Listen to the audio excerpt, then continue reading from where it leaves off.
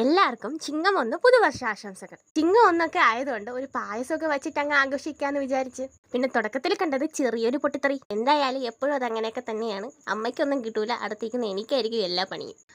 അങ്ങനെ നമുക്ക് പായസക്കഥയിലേക്ക് തിരിച്ചു വരാം. പിന്നെ പാൽപ്പായസമാണ് മനസ്സിൽ സിമ്പിളായിട്ട് പെട്ടെന്ന് ഉണ്ടാക്കാം. ഈ അണ്ടാവ് പോലത്തെ പാത്രത്തിലോട്ട് നെയ്യ് ഒഴിച്ചിട്ട് കശുവണ്ടി, മുന്തിരി എന്നിവകൾ പൊരിച്ചെടുക്കുക. വഴറ്റിയെടുക്കുക.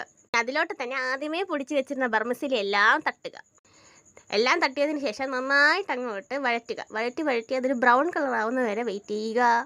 ഇനി ആ സമയം കൊണ്ട് ഞാൻ വല്ലതും പഠിക്കണമെന്ന് പറഞ്ഞാൽ ഞാൻ ടാറ്റാ പറഞ്ഞു പോയായിരുന്നു. തിരിച്ചു വന്നപ്പോൾ വെള്ളമൊക്കെ ഒഴിക്കുന്നുണ്ടായിരുന്നു. വെള്ളം ഒഴിച്ച് നന്നായിട്ട് അങ്ങോട്ട് കലക്കുക. അതൊന്ന് സെറ്റായി വരുമ്പോഴത്തേക്കും പഞ്ചസാര വാരിക്കോരി ആവശ്യത്തിനും അനാവശ്യത്തിനും ഇടുക. പിന്നെ ഇവിടെ 3 ടേബിൾ സ്പൂൺ എന്ന് പറയാൻ പറ്റില്ല, 3 തവി പഞ്ചസാര, ചെറിയ തവി പഞ്ചസാരയാണ് ഇവിടെ വാരിയിട്ടത്. എന്നിട്ട് എല്ലാം കൂടെ നന്നായിട്ടൊന്ന് മിക്സ് ചെയ്യുക. നമ്മുടെ മെയിൻ ഐറ്റം, അതായത് പാല് വാരിക്കോരി ഒഴിക്കുക.